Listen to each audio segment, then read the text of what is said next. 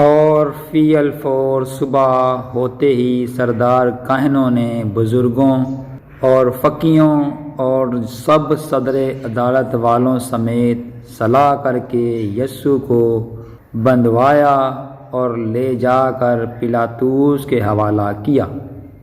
اور پلاطس نے اس سے پوچھا، کیا تو یہودیوں کا بادشاہ ہے؟ اس نے جواب میں اس سے کہا، تو خود کہتا ہے۔ اور سردار کاہن اس پر بہت باتوں کا الزام لگاتے رہے۔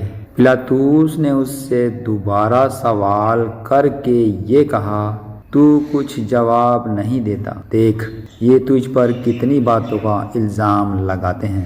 یسوع نے پھر بھی کچھ جواب نہ دیا، یہاں تک کہ پلاطس نے تعجب کیا۔ اور وہ عید پر ایک قیدی کو جس کے لیے لوگ عرض کرتے تھے ان کی خاطر چھوڑ دیا کرتا تھا۔ اور بارابا نام ایک آدمی ان باغیوں کے ساتھ قید میں پڑا تھا جنہوں نے بغاوت میں خون کیا تھا۔ اور بھیڑ اوپر چڑھ کر اس سے عرض کرنے لگی کہ جو تیرا دستور ہے وہ ہمارے لیے کر۔ پلاطس نے انہیں یہ جواب دیا، کیا تم چاہتے ہو کہ میں تمہاری خاطر یہودیوں کے بادشاہ کو چھوڑ دوں؟ کیونکہ اسے معلوم تھا کہ سردار کاہنوں نے اس کو حسد سے میرے حوالہ کیا ہے۔ مگر سردار کاہنوں نے بھیڑ کو ابھارا تاکہ پلاطس ان کی خاطر بارابا ہی کو چھوڑ دے۔ پلاطس نے دوبارہ ان سے کہا، پھر جسے تم یہودیوں کا بادشاہ کہتے ہو اس سے میں کیا کروں؟ وہ پھر چلائے کہ وہ مصلوب ہو۔ اور پلاطس نے ان سے کہا، کیوں؟ اس نے کیا برائی کی ہے؟ وہ اور بھی چلائے کہ وہ مصلوب ہو۔ پلاطس نے لوگوں کو خوش کرنے کے ارادہ سے ان کے لیے بارابا کو چھوڑ دیا اور یسوع کو کوڑے لگوا کر حوالہ کیا مصلوب ہو۔ اور سپاہی اس کو اس صحن میں لے گئے جو پریتورین کہلاتا ہے اور ساری پلٹن کو بلا لائے۔ اور انہوں نے اسے ارغوانی چوغا پہنایا اور کانٹوں کا تاج بنا کر اس کے سر پر رکھا اور اسے سلام کرنے لگے کہ اے یہودیوں کے بادشاہ آداب۔ اور وہ اس کے سر پر کنڈا مارتے اور اس پر تھوکتے اور گھٹنے ٹیک ٹیک کر اسے سجدہ کرتے رہے۔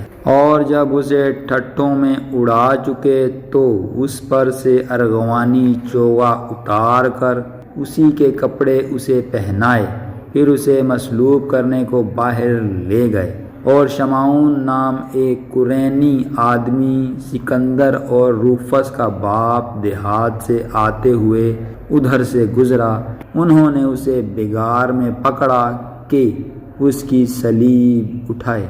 اور وہ اسے مقام گلگتہ پر لائے جس کا ترجمہ کھوپڑی کی جگہ ہے، اور مرملی ہوئی میں اسے دینے لگے مگر اس نے نہ لی۔ اور انہوں نے اسے مصلوب کیا اور اس کے کپڑوں پر کرہ ڈال کر کہ کس کو کیا ملا انہیں بانٹ لیا۔ اور پہر دن چڑھا تھا جب انہوں نے اس کو مصلوب کیا اور اس کا الزام لکھ کر اس کے اوپر لگا دیا گیا کہ یہودیوں کا بادشاہ۔ اور انہوں نے اس کے ساتھ 2 ڈاکو، ایک اس کی دہنی اور ایک اس کی بائیں طرف مصلوب کیے۔ تب اس مضمون کا وہ نوشتہ کہ وہ بدکاروں میں گنا گیا پورا ہوا، اور راہ چلنے والے سر ہلا ہلا کر اس پر لعن طعن کرتے اور کہتے تھے کہ واہ مقدس کے ڈھانے والے اور 3 دن میں بنانے والے، صلیب پر سے اتر کر اپنے تئیں بچا۔ اس طرح سردار کاہن بھی فقیوں کے ساتھ مل کر آپس میں ٹھٹے سے کہتے تھے، اس نے اوروں کو بچایا، اپنے تئیں نہیں بچا سکتا۔ اسرائیل کا بادشاہ مسیح اب صلیب پر سے اتر آئے تاکہ ہم دیکھ کر ایمان لائیں، اور جو اس کے ساتھ مصلوب ہوئے تھے وہ اس پر لعن طعن کرتے تھے۔ جب دوپہر ہوئی تو تمام ملک میں اندھیرا چھا گیا اور تیسرے پہر تک رہا، اور تیسرے پہر کو یسوع بڑی آواز سے چلایا کہ الوہی الوہی لما شبقتنی، جس کا ترجمہ ہے اے میرے خدا تو نے مجھے کیوں چھوڑ دیا۔ جو پاس کھڑے تھے ان میں سے بعض نے یہ سن کر کہا، دیکھو وہ ایلیا کو بلاتا ہے۔ اور ایک نے دوڑ کر اسپنج کو سرکہ میں ڈبویا اور سرکنڈے پر رکھ کر اسے چسایا اور کہا، ٹھہر جاؤ، دیکھیں تو ایلیا اسے اتارنے آتا ہے یا نہیں۔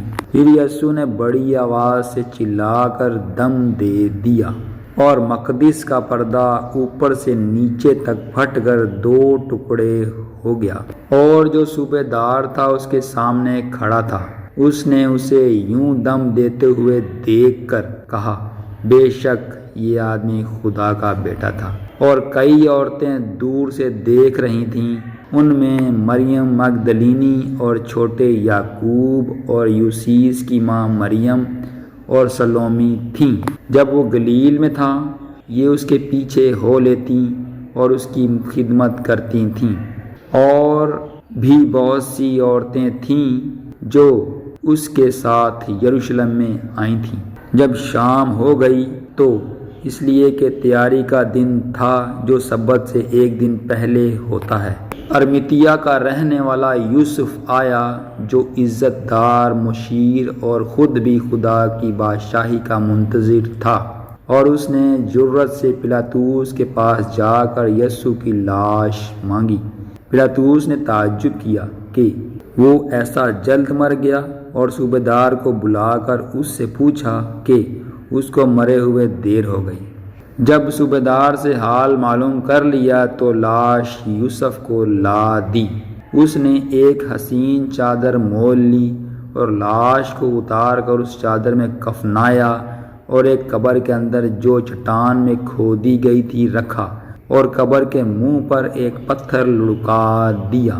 اور مریم مگدلینی اور یوسیس کی ماں مریم دیکھ رہی تھیں کہ وہ کہاں رکھا گیا ہے۔